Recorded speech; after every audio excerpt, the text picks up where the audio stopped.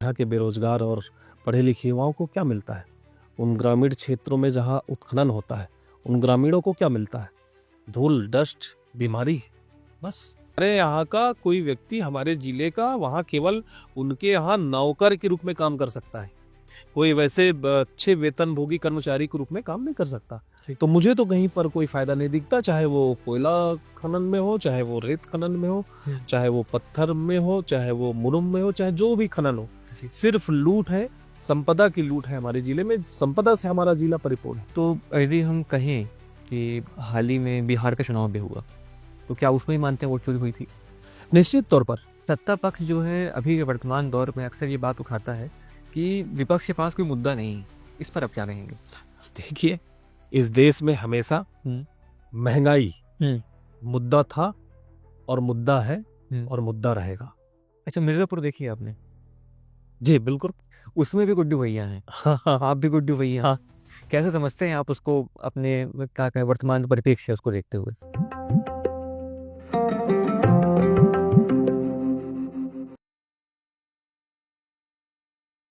नमस्कार, स्वागत है आप सभी का तथ्य टॉक की ये श्रृंखला संवाद में। मैं हूं हर्षित तिवारी और आज हमारे बीच मौजूद है एक बहुत ही खास और बहुत ही विशेष शख्सियत, गुड्डू चौहान जी, जो कि अनूपपुर जिले के कांग्रेस समिति के जिला अध्यक्ष हैं। और आज हमारी एक विशेष वार्ता होगी, अनूपपुर को लेके विशेष वार्ता होगी, मध्य प्रदेश को लेके विशेष वार्ता होगी, कांग्रेस पार्टी को लेकर के, और समझेंगे क्या है पूरा परिप्रेक्ष्य।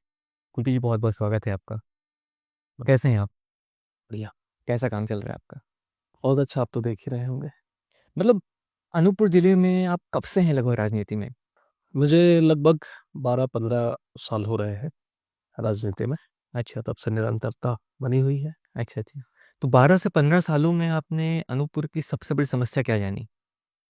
देखिए, यहाँ सबसे बड़ी समस्या है बेरोजगारी, पलायन, हुँ, और उसके बाद हमारे लिए एक चुनौती है यहाँ की संपदा को बचाना, जी, जिसको लूटने के लिए बड़े-बड़े उद्योग घराने और बहुत सारे ऐसे खनिज माफिया लगे हुए हैं। जी।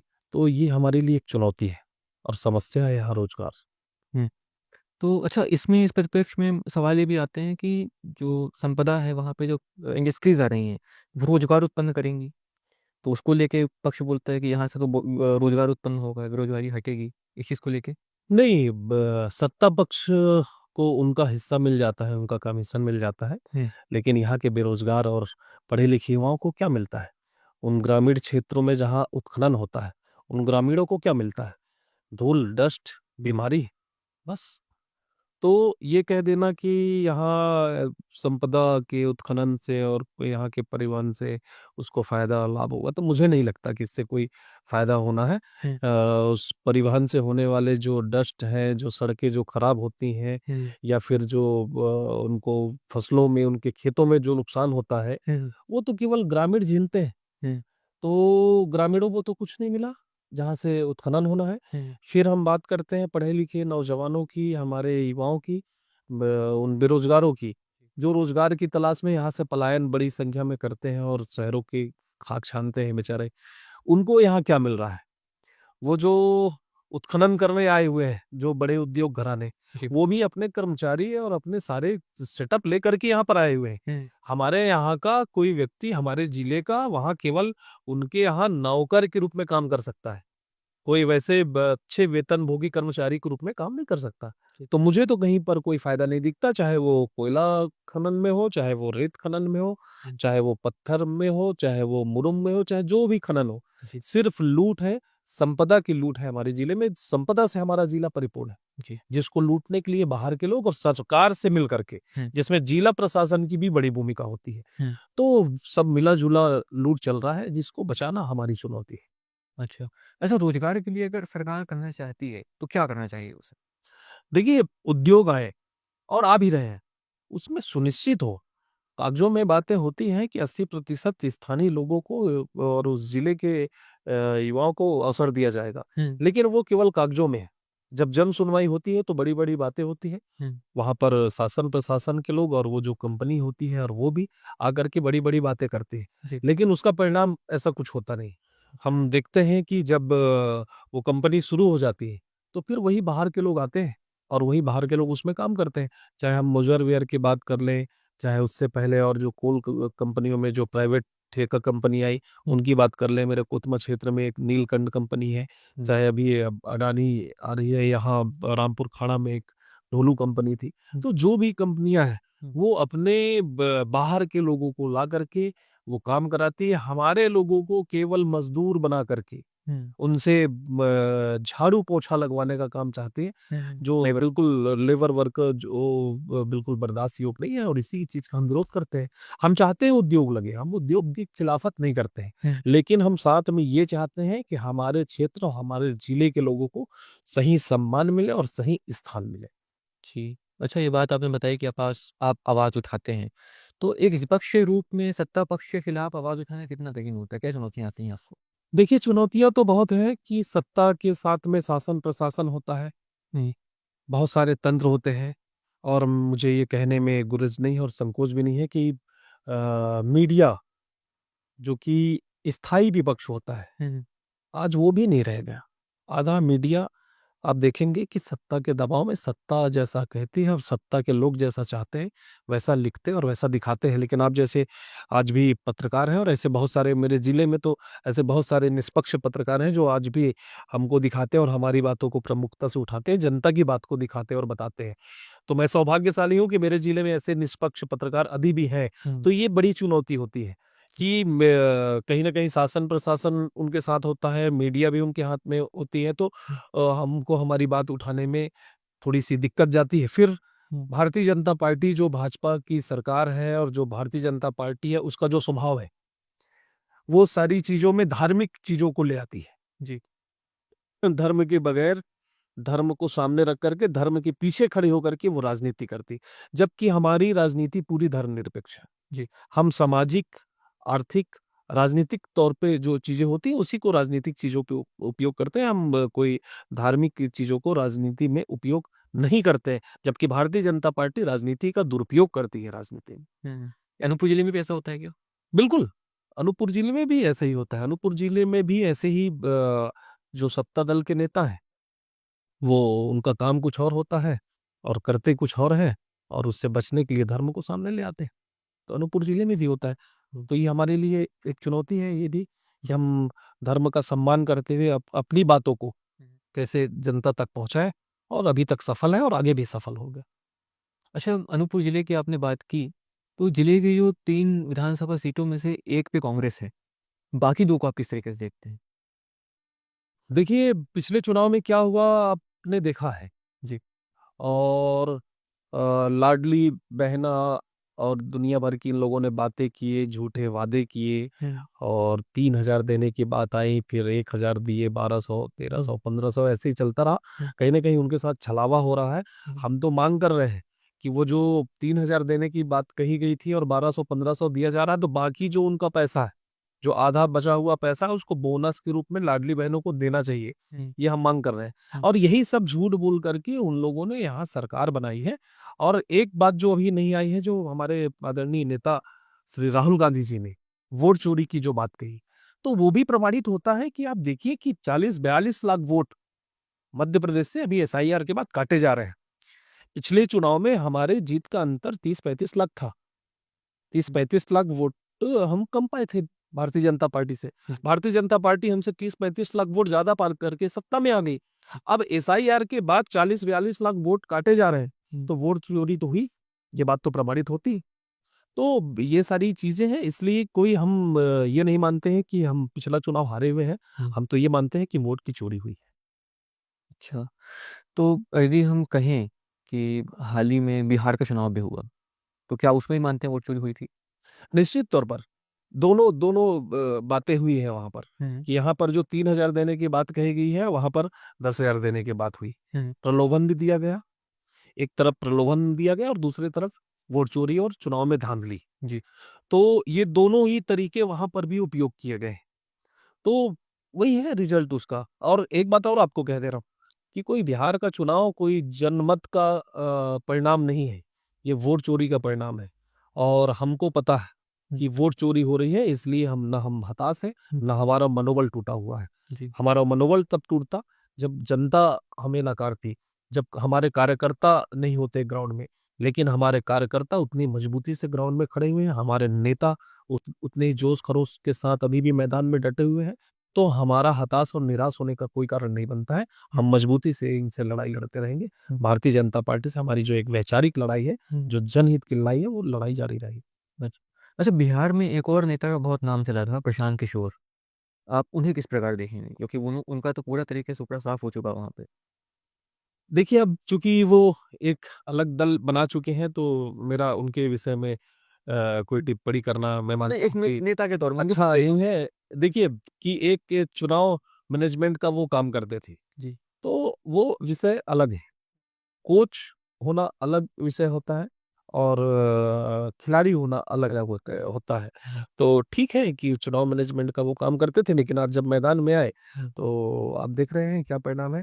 लेकिन फिर भी मैं इनको व्यक्तिगत रूप से अच्छा विचारक मानता हूँ, और वो भी हमारे पार्टी, कांग्रेस पार्टी के प्रशंसक रहे, और अभी हाल के दिनों में हमारे नेता जननायक आदरणीय राहुल गांधी जी से भी मिलने आए, प्रियंका गांधी जी से भी मिले। तो देखिए आगे उसमें कुछ और अच्छा होने वाला है। आगे की बात आगे देखी जाएगी। आगे देखी जाए। अच्छा, सत्ता पक्ष जो है अभी के वर्तमान दौर में अक्सर ये बात उठाता है कि विपक्ष के पास कोई मुद्दा नहीं है। इस पर आप क्या कहेंगे? देखिए, इस देश में हमेशा महंगाई हुँ, मुद्दा था, और मुद्दा है, हुँ, और मुद्दा रहेगा। जी, भारतीय जनता पार्टी के कह देने से मुद्दा है या नहीं है, ये नहीं तय होगा। ये कुछ चीजें तो जनता तय करती है, कोई सत्ता और विपक्ष तय नहीं करता। हम अपनी बात भी कह रहे हैं, हम नहीं तय कर रहे हैं कि मुद्दा। हुँ, हम तो जनता के प्रतिनिधि है। लोकतंत्र में विपक्ष जनता की आवाज होती है। जी, सत्ता तो ठीक है कि उनको एक काम करने का अवसर दिया गया, वो भी जनता ने दिया, लेकिन विपक्ष को अपनी आवाज बनाया।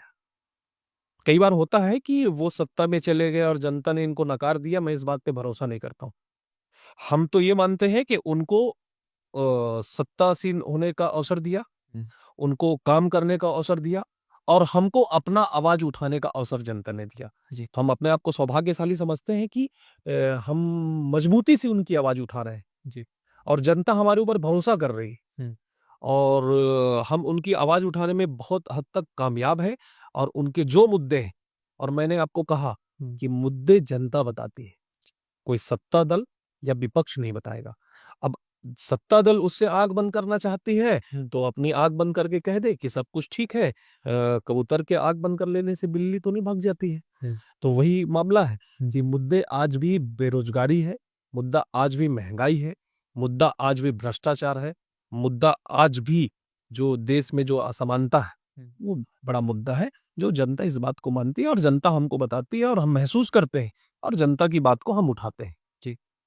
अच्छा, इसमें एक चीज़ और है, जनता पार्टी, विपक्ष सबको अगर एक दगा दिया जाए, तो वर्तमान में विपक्ष के बहुत सारे ऐसे नेता हैं, बहुत से जनप्रतिनिधि हैं जो कि सत्ता पक्ष की ओर जा चुके हैं।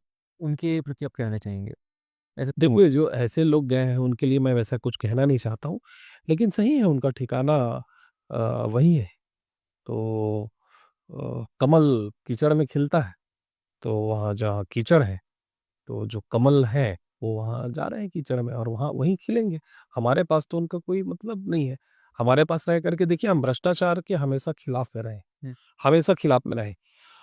आपको याद होगा कि हमारी पहले की जो सरकारें थी, अपने अपने सरकार जब ऐसी बातें आई, जब विपक्ष ने और जनता ने आवाज लगाई, तब हमने अपने नेताओं पर भी, हमारे नेता आदरणीय सोनिया गांधी जी, हमारे पूर्व प्रधानमंत्री आदरणीय मनमोहन सिंह जी ने हुँ, अपने नेताओं पर जांच कराई, कार्रवाई कराई। जी, ये हिम्मत आज की सरकार में नहीं है, और कोई भी सरकार ऐसा नहीं कर सकती। तो जिन नेताओं को ये डर लगता है कि हम भ्रष्टाचार कर रहे हैं और कांग्रेस पार्टी ऐसे भ्रष्टाचार को संरक्षण नहीं देगी, ऐसे नेता भारतीय जनता पार्टी में जा रहे हैं संरक्षण पाने के लिए। जी। लेकिन मैं अब स्पष्ट बता रहा हूं कि हम कल फिर सत्ता में आएंगे, और भारतीय जनता पार्टी के जो लोग हैं, जो इधर से उधर गए हैं, या वो सारे भ्रष्ट लोग, हुँ। उन पर सब पर कार्रवाइयां होंगी। वो सब, कानून के हाथ बहुत लंबे होते हैं, उससे नहीं बच सकते, चाहे किसी पार्टी में चले जाए। यदि कल को वो नेता वापस आते हैं, आना चाह रहे होंगे, तो क्या करेगी पार्टी? नहीं, देखिए, ऐसे भ्रष्ट लोगों को तो बिल्कुल नहीं। और मैं दूसरी बात आपको कहूँ कि ये हाई कमान का विषय है। हुँ, लेकिन ऐसे भ्रष्ट लोगों को तो हम नहीं लेने वाले हैं जो पूरी तरीके से प्रमाणित है, जो अपना भ्रष्टाचार छुपाने के लिए, अपने भ्रष्टाचार किए गए चीजों से बचने के लिए जो दल बदल किए, ऐसे लोगों को बिल्कुल भी कांग्रेस के दरवाजे ऐसे लोगों के लिए बंद है। अच्छा। अच्छा, कांग्रेस की यदि हम बात करें आईएनसी, तो एक लंबे समय से सत्ता से दूर है ये पार्टी। आप उस पार्टी से बिलॉन्ग करते हैं। कैसा महसूस करते हैं आप कि इतने लंबे समय दूर रहने के बाद क्या क्या नुकसान या क्या फ़ायदे मिले आपको? देखिए, इसमें महसूस करने की कोई बात ही नहीं है। ये मैंने खुद ही चुना है। ये कम से कम मेरे हाथ में था। मैं राजनीति में तब आया जब भारतीय जनता पार्टी सत्ता में थी और कांग्रेस पार्टी विपक्ष में। तो मैंने विपक्ष को खुद ही चुना। मैंने कांग्रेस पार्टी को खुद ही चुना। मुझे मैं इतना तो जानता था कि सत्ता का क्या होता है और विपक्ष की भूमिका क्या होती है। लेकिन मैं कांग्रेस पार्टी में मैं पारिवारिक रूप से कांग्रेस पार्टी से जुड़ा हूँ, वैचारिक रूप से जुड़ा हुआ हूँ। तो स्वाभाविक है कि मैं कांग्रेस पार्टी में जाता। जी। लेकिन सत्ता नहीं होने का मुझे आज तक कोई ऐसा नहीं लगा, क्योंकि राजनीति हम मानते हैं और हमारी पार्टी की विचारधारा है कि राजनीति एक जनता की मदद करने का एक माध्यम होता है और जनता के लिए लड़ाई लड़ने के माध्यम होता है। जी। तो आज वो हम लड़ रहे हैं, लेकिन जो लोग सत्ता की लोलुपता में भारतीय जनता पार्टी में गए, आज उन लोगों को पता चलता होगा कि सत्ता बस वहां पर है। वहां पर कोई वैसी सोच नहीं है, कोई विचारधारा नहीं है, ना देश के लिए उनके पास कोई विजन है। केवल भारतीय जनता पार्टी के पास सत्ता है, लेकिन हमारे पास कांग्रेस पार्टी एक विचारधारा है। कांग्रेस एक विचारधारा का नाम है। कांग्रेस विकास का नाम है। कांग्रेस सहिष्णुता का नाम है। कांग्रेस समानता का नाम है। तो कांग्रेस पार्टी में जब हम हैं और मैं जब विपक्ष में आया, कांग्रेस पार्टी में जब आया, तब से लेकर आज तक मुझे एक बार भी ऐसा नहीं लगा कि मुझे सत्ता में होना चाहिए था, भाजपा में होना चाहिए था, कतई नहीं। मैं बड़ा गर्व महसूस करता हूं कि मैं कांग्रेस पार्टी को चुना और कांग्रेस पार्टी में हूं और जीवन पर्यंत कांग्रेस पार्टी में रहूंगा। चलिए बढ़िया, मतलब पूरे तरीके से कॉन्फिडेंट हैं इसको लेकर के आप। बिल्कुल। अच्छा, बिहार की हमने बात की थी अभी कि बिहार में चुनाव में एक भारी एक हार का सामना करना पड़ा पार्टी को। अब मध्य प्रदेश चुनाव है कुछ समय पे, उसको आप किस तरीके से देखते हैं? क्या चुनौती होगी आने वाले समय में आपके सामने? देखिए, भारतीय जनता पार्टी के पास तो वही प्रलोभन है, भ्रष्टाचार है, झूठ है, लूट है हुँ, और वोट चोरी है। हुँ, उनके पास वही मुद्दे हैं, वही मुद्दे लेकर के आएंगे। हमारे पास में अलग अलग विजन है। हमारे पास में हर राज्यों के जो स्थितियां हैं उसको हम जानते हैं कि वहाँ क्या जरूरत है, हुँ, वहाँ पर क्या चाहिए, वहाँ के लोगों की क्या डिमांड है, हुँ, वहाँ के लोगों को किस चीज की आवश्यकता है। उसको लेकर के एक विजन के साथ हम वहाँ के चुनाव में जाते हैं। तो बिहार का विजन और बिहार के हालात अलग थे, यूपी के अलग होंगे और जब मध्य प्रदेश का चुनाव आएगा तो बिल्कुल डिफरेंट होंगे। और मैं आपको दावे के साथ कह रहा हूँ कि मध्य प्रदेश के नब्ज को हमारा जो नेतृत्व है, जो शीर्ष नेतृत्व है, जो प्रदेश की नेतृत्व है, जो देश का नेतृत्व है, उस वो बहुत अच्छे से जानती है हुँ, और उस हिसाब से हम इस चुनाव में जाने वाले हैं हुँ। और मध्य प्रदेश में 2028 में कांग्रेस सरकार बनाएगी। ये मैं आपको बहुत भरोसे के साथ कह रहा हूँ। अच्छा, लोकसभा चुनाव के परिणाम देखा आपने? 2024 का जब आया हुआ था। कैसा फ़ील लगा आपको कि आपके सामने परिणाम सामने चल रहा है और देखिए, 2024 के लोकसभा चुनाव मुझे भी महसूस हो रहा था कि ये जनता का जनमत नहीं हो सकता। जी।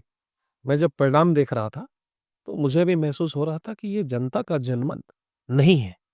उसके कुछ दिनों बाद ही वोट चोरी की बातें आई और उसके खुलासे हुए और उसमें बहुत सारे अभी खुलासे आने बाकी है कि लोकसभा के चुनाव में क्या हुआ, फिर महाराष्ट्र के चुनाव में क्या हुआ, फिर हरियाणा के चुनाव में क्या हुआ, दिल्ली के चुनाव में क्या हुआ, बिहार के चुनाव में क्या हुआ। हुँ, ये सब हमको पता है, इसलिए हम हताश और निराश नहीं है। न 24 में थे हुँ, और न उसके बाद 25 में जो विधानसभा चुनाव हुए उससे हुए हैं और अभी जो बिहार का चुनाव हुआ उससे भी हुँ, हम हताश और निराश नहीं है। हुँ। हम मजबूती से लड़ाई लड़ रहे हैं और बहुत जल्द हम भारतीय जनता पार्टी को देश के चुनाव आए और इनकी मिलीभगत को बेनकाब कर देंगे और बेनकाब करने के बाद जब एक स्वच्छ चुनाव होगा, एक जब साफ सुथरी चुनाव होगी, तो कांग्रेस पार्टी सत्ता में आएगी। ये तय है। चलिए, सही है फिर तो, विज़न क्लियर है मतलब। बिल्कुल। अच्छा, विज़न की बात करें, अभी पचमढ़ी में मीट हुई थी कांग्रेस की, इसमें राहुल गांधी जी आए हुए थे, खड़गे जी आए हुए थे। इस मीट का क्या परिणाम था? क्या हुई इसमें बात? देखिए कि आपको पता है कि 16 अगस्त को नए जिला अध्यक्षों की सूची एआईसीसी के द्वारा जारी हुई थी, जिसमें मैं भी जिला अध्यक्ष बना और ऐसे सभी जिला अध्यक्षों का प्रशिक्षण कार्यक्रम पचमढ़ी में आयोजित हुई थी। उसमें मार्गदर्शन देने हमारे देश के नेता प्रतिपक्ष जननायक श्री राहुल गांधी जी आए हुए थे जी। तो आप जानते ही हैं उनका एक व्यक्तित्व तो बहुत आकर्षक और बहुत प्रतिभाशाली व्यक्तित्व है उनका जी। तो स्वाभाविक है कि उनसे मिलने के बाद, उनसे बात करने के बाद एक नई ऊर्जा का संचार होता है, जो मुझ में भी हुआ और बाकी सारे वहाँ पर जो मौजूद जिलाध्यक्ष हैं सभी जिलों के, उनमें हुआ। कुल मिलाकर के कह सकते हैं कि मध्य प्रदेश कांग्रेस को एक नई ऊर्जा मिली उनके आगमन से। नहीं, ऊर्जा कहते हो कि क्या कुछ प्लान में कुछ चेंजेस आए उसके बाद? देखिए, बहुत सारे प्लान 10 दिन का प्रशिक्षण था। 10 दिन के प्रशिक्षण में बहुत सारे प्लान बने, उनको मैं विस्तार पूर्वक नहीं बता सकता, चूंकि वो हमारे पार्टी के हाँ अंदर जी। की बातें होती हैं। ये निष्कर्ष कहीं अगर निष्कर्ष बहुत अच्छा है कि एक सीधा विजन है कि मध्य प्रदेश की जनता को, हमको उनकी लड़ाई को लड़ना है, उनके अधिकार की लड़ाई को लड़ना है और उनके लिए न्याय की लड़ाई लड़ना है, चाहे वो सामाजिक न्याय हो, आर्थिक न्याय हो। इस सारी चीजों के लिए, उनके लिए हमको निरंतरता बनाए रखनी है और अगले 2028 में हम सरकार में कैसे हैं ताकि जनता की और अच्छे से मदद कर सके, उनकी सेवा कर सके, ये सारे विजन पर वहाँ चर्चा हो। अच्छा।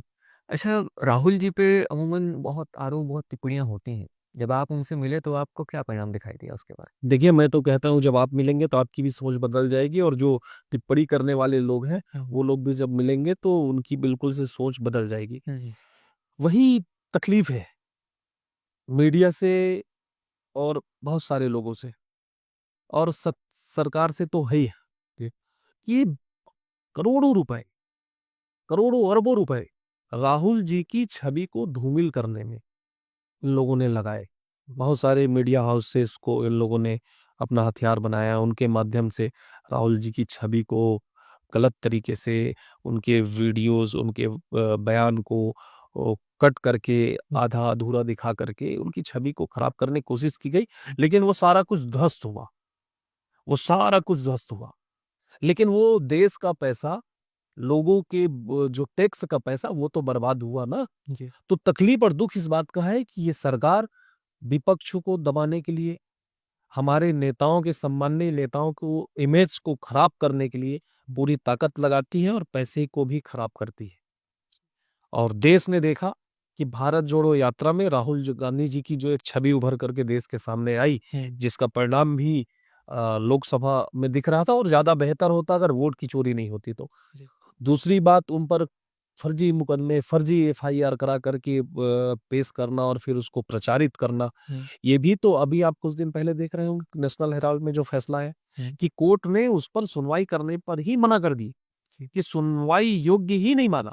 तो आप इससे मान लीजिए कि किस तरीके से सत्ता में बैठे लोग, भारतीय जनता पार्टी, मोदी जी का जो तंत्र है, वो राहुल जी की छवि को खराब करने में लगा रहता है। उसके बावजूद भी राहुल गांधी जी, हीरे को आप कुछ भी कर दीजिए, कुछ भी ढक दीजिए, लेकिन जब भी वो उभर के आएगा तो वो चमकता हुआ एक हीरे की जो प्रकाश होती है, वो वैसा ही होगा जैसा कि राहुल गांधी जी के साथ में। जी, जी, जी।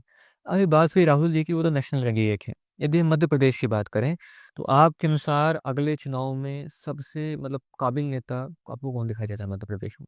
देखिए, मध्य प्रदेश में हमारे नेताओं में काबिलियत की कोई कमी नहीं है, बहुत सारे काबिल नेता हैं। लेकिन अभी जो हमारे नेतृत्व करता, हमारे प्रदेश के अध्यक्ष आदरणीय जीतू पटवारी जी, दिन रात मेहनत कर रहे हैं, बहुत ताकत से वो काम कर रहे हैं।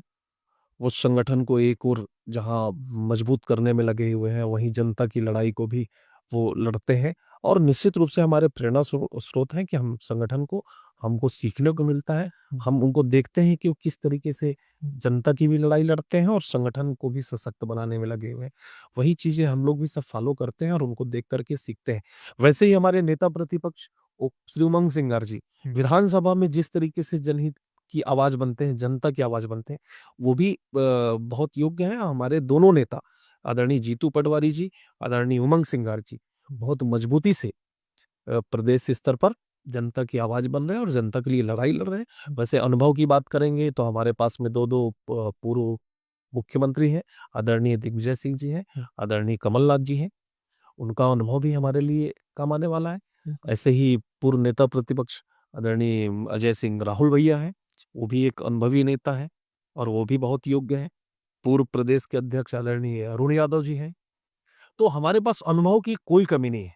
हमारे पास नाम है, हमारे पास चेहरे हैं, हमारे पास अनुभवी नेता है और साथ और बेदार नेता है, जिसकी भारतीय जनता पार्टी में बहुत कमी है। हाँ, ये आई मेन बात। अच्छा, अब अभी वर्तमान में यदि हम कहें, तो कोई ऐसा नेता विपक्ष में आपको लगता है, मतलब पक्ष में जो वर्तमान अभी है, कोई नेता जो काबिल दिखाई दे रहा हो आपको? देखिए, मैं काबिल और योग्यता की बात करूं तो मेरे कांग्रेस पार्टी में जो नेता है उनका कोई मुकाबला नहीं कर सकता। भारतीय जनता पार्टी के पास में ऐसा एक भी कोई चेहरा नहीं है जो हमारे यहाँ, लंबी कतार है हमारे यहाँ के नेताओं। क्या पहले कोई था भाजपा में? नहीं, भारतीय जनता पार्टी देखिए छल बल से वो सत्ता में काबिज हो गई, अलग बात है। जी। लेकिन जो चेहरे, जो नाम और जो एक प्रतिभा हमारे कांग्रेस पार्टी के नेताओं में है, वैसा भारतीय जनता पार्टी में मैं नहीं मानता कि वहां पर कोई ऐसा एक भी नाम कोई हो। जी। जिनको भी आप देखेंगे उनके यहाँ कैसे लोग हैं जो सिर्फ झूठ। हुँ। अभी उनके मुख्यमंत्री गुड़ की खेती करने की बात कर रहे हैं। हुँ। तो ऐसे मतलब अगर आपको पूरे चावल को जानना है कि वो पका है पका है, तो आप ऊपर का दो चार उठा करके देखिए, आपको पता चल जाएगा कि कैसा है। तो वैसे ही आप अभी मुख्यमंत्री जी का बयान सुन लीजिए कि खुद से ही अभिनंदन कराते हैं, उनका नाम अभिनंदन सरकार पड़ गया है, अभिनंदन मुख्यमंत्री पड़ गया। अभी वो किसी एक वीडियो उनका काफी वायरल हो रहा है, उसमें वो कहते हैं कि अभिनंदन करिए, मैं गुड़ की खेती कराने जा रहा हूँ। तो अब इससे आप अंदाजा लगा लीजिए कि कितने अनुभवी और कितने अच्छे नेता होंगे। तो यही सब चीजें, और हमारी कांग्रेस पार्टी के जो नेता हैं, एक लंबी कतार है हमारे नेताओं के, और बड़े अनुभवी और साफ सुथरे और बेदाग चेहरे हैं जी, और जिनको जनता भी पसंद करती है, जो जनता में भी लोकप्रिय है। अच्छा, चलिए, अब इस क्रम में यदि आगे बढ़ें, युवाओं की अगर हम बात करें, तो वर्तमान में युवा राजनीति से आपको नाराज़ प्रतीत होते हैं या कन्फ्यूज़ राजनीति को लेके? बिल्कुल नाराज हैं, बल्कि मैं तो कहूंगा हताश है। हुँ। हताश इसलिए है कि जब मोदी जी सत्ता में आए थे तो उन्होंने कहा था कि हर साल 2 करोड़ नौकरियां दूंगा। हुँ। शिवराज सिंह चौहान जी जब मुख्यमंत्री थे मध्य प्रदेश के, तो हर साल वो रोजगार मेला लगवाते थे। अभी जब ये भी मोहन यादव जी आ गए हैं तो ये भी रोजगार मेला ही लगवा रहे हैं, लेकिन उसका परिणाम कुछ नहीं। तो सरकार से वो ठगे गए हैं, सरकार से ठगे गए हैं युवा, लगातार ठगे जा रहे हैं। 11-12 साल से मोदी जी ठग रहे हैं और 20-25 साल से हमारे राज्य की भाजपा की सरकार ठग रही है। तो निश्चित रूप से युवा ठगे गए हैं। जब हमारी सरकार बीच में 18 में कुछ दिनों के लिए आई थी, तो उनको एक आस जगी थी कि रोजगार के अवसर खुलेंगे, और हमने स्पष्ट भी किया था कि अगर रोजगार नहीं दे पाए तो बेरोजगारी भत्ता भी देंगे। लेकिन हम मानते हैं बेरोजगारी भत्ता कोई उनका सोल्यूशन नहीं है। हम तो उनको रोजगार की बात कर रहे थे, लेकिन एक प्रारंभिक तौर पर उनकी सहयोग सहायता के लिए बेरोजगारी भत्ता भी तो दिया जाना चाहिए। अन्य राज्यों में तो ये है, तो मध्य प्रदेश में फिर क्यों नहीं? तो हमारे युवा जो प्रतिभाशाली युवा है, बहुत प्रतिभा है हमारे युवाओं में, पढ़े लिखे युवा है, प्रतिभा की कोई कमी नहीं है, लेकिन लगातार वो ठगे जा रहे हैं, छले जा रहे हैं। तो नाराज बस नहीं है, भारतीय जनता पार्टी के सरकार में वो हताश भी है। अच्छा, यदि कोई युवा आपके सामने आए, वो राजनीति में आना चाह रहा है और वो सोचता है मुझे राजनीति से क्या मिलेगा? तो आप उसे क्या कहेंगे? मैं ऐसे युवाओं को कहता हूं, मैं तो एक लाइन में कहता हूं हुँ। कि जब युवा और योग्य लोग राजनीति में नहीं होते हैं, तो फिर अयोग्य लोग आकर के उसका फायदा उठाते हैं और उस जगह को खराब करते हैं। और वो कहीं ना कहीं वो जो युवा है, हुँ। जो ये सोचते हैं हम राजनीति में क्यों जाएं, तो फिर उनके नहीं आने से जो अयोग्य लोग आ जाते हैं, हुँ। तो वो उनको भी प्रभावित करते हैं। जो ये सोचते हैं कि हम राजनीति में क्यों जाएं, हमको क्या मिलेगा। हुँ। तो ये कहना कि राजनीति में हम मतलब नहीं रखते, राजनीति से हमको कोई लेना देना नहीं है, राजनीति में हमको नहीं जाना है, ऐसे सोचने वाले युवाओं के लिए मेरा स्पष्ट संदेश है कि राजनीति से भले आप मतलब नहीं रखते हैं, लेकिन राजनीति आपसे जरूर मतलब रखती है। इसलिए आपको लोगों को राजनीति में आना चाहिए। अच्छा, ये बहुत बेहतर संदेश रहा खैर आपका ये। अच्छा, अब राजनीति से अगर इर्द अपन बात करें आपके विषय में, तो आप खाली समय पे क्या करते हैं? जैसे आपका बाकी शेड्यूल बहुत टाइट रहता है, उसके अगर आप फिर खाली समय पे अपने आप को कैसे व्यस्त रखें? मैं तो कहूँ, और जाहिर सी बात है, सब जानते हैं मेरे बारे में जी। कि मैं फुल टाइम पॉलिटिशियन हूँ। हुँ। 24 घंटे का पॉलिटिशियन हूँ, मेरे पास दूसरा कोई काम नहीं है। हम्म। मेरे पास ना कोई रोजगार है, ना व्यवसाय है, ना दूसरा कोई काम है और दूसरा कोई शौक भी नहीं। हम्म। तो मेरा जो भी कहिए, मेरा सब कुछ राजनीति है। और मैं 24 घंटे, मैं जब सोने जाता हूँ उससे पहले और सो के उठता हूँ उसके बाद से लेकर के मैं केवल उसी काम पे लगे रहता हूँ। और उसमें जन सेवा भी आता है, लोगों की मदद भी करता हूँ, पार्टी के लिए काम करता हूँ, पार्टी के निर्देश पर काम करता हूँ। जो सामने दिखाई पड़ती है, जानकारी में आता है, उन चीजों को जा करके मैं खुद ही हैंडल करने का और उसमें लोगों की मदद करने का प्रयास करता हूँ। अच्छा, 24/7। बिल्कुल। अच्छा, मूवीज और सीरीज देखते हैं आप? कभी कभी कभार, अभी तो समय नहीं मिल रहा, जब से जिला अध्यक्ष बना जी। तब से थोड़ी जिम्मेदारियां और बढ़ गई हैं, हम्म। तब से तो समय नहीं मिलता। उससे पहले देखता था निश्चित ही। अच्छा, मिर्जापुर देखी है आपने? जी बिल्कुल। उसमें भी गुड्डू भैया हैं। हाँ हाँ आप भी गुड्डू भैया हाँ। हैं। कैसे समझते हैं आप उसको, अपने क्या कहें वर्तमान परिप्रेक्ष्य उसको देखते हुए? देखिए, मूवी के हिसाब से, एक स्टोरी के हिसाब से कि वो ठीक होगा, कि लोगों ने पसंद किया होगा, लेकिन वैसी चीजें जमीनी स्तर पर, वैसा क्राइम नहीं होना चाहिए। और वो जो स्टोरी है उसकी, तो उस मूवी को चलाने के लिए, वेब सीरीज को हिट कराने के लिए वो सब ठीक है, लेकिन आम जनजीवन में वैसे क्राइम का कोई स्थान नहीं होना चाहिए। जी, क्या ऐसा चीजें होती हैं आम समाज में?